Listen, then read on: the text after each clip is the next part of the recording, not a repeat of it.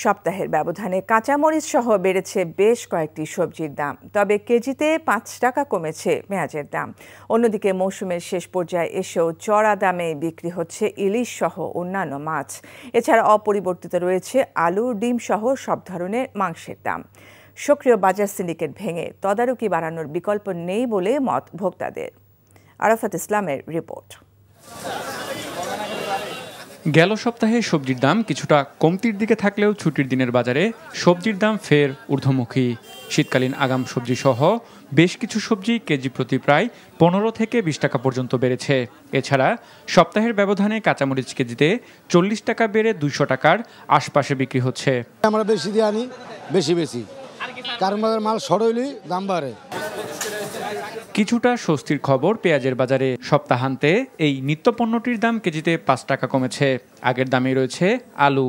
তবে নিত্যপণ্যের উচ্চমূল্যে না বিশ্বাস ক্রেতাদের তাগিদ বাজার নিয়ন্ত্রণের। আজ থেকে ৬ মাস আগেও জিনিসটা সহনীয় মাত্রায় ছিল, কিন্তু বাজারটা আবার আগের মতো সিন্ডিকেটের মতো হয়ে যাচ্ছে মনে হয়। কিন্তু অল ওভার কন্ট্রোল দরকার। বর্তমান যে সরকার আছে উনি যদি আমাদের এই দিকটা দেখে যে এগুলো যদি বাজারটা নিয়ন্ত্রণে আনা যায় তাহলে আমাদের জন্য খুব ভালো হয়।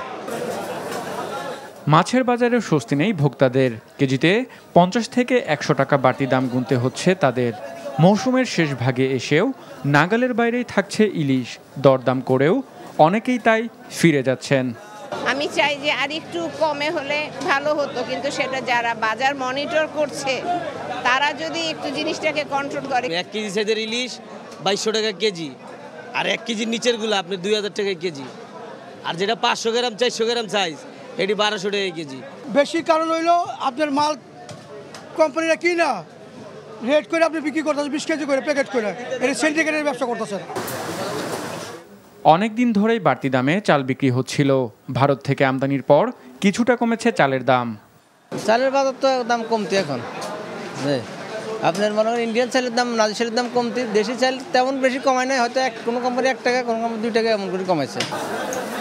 এছাড়া অপরিবর্তিত রয়েছে সব ধরনের ডিমের দাম। অন্যদিকে ব্রয়লার মুরগি ১৮০ আর সোনালী মুরগি বিক্রি হচ্ছে ৩০০ টাকায়। পাশাপাশি গরু ও খাসির মাংসের দাম স্থিতিশীল রয়েছে। আরাফাত ইসলাম, এনটিভি নিউজ, ঢাকা। বান্ডেল থাকলে প্রতি সেনমানিতে টাকা বাঁচবে। বিকাশ সেনমানি বান্ডেল কিনে জিতুন প্রতি লেনদেনে।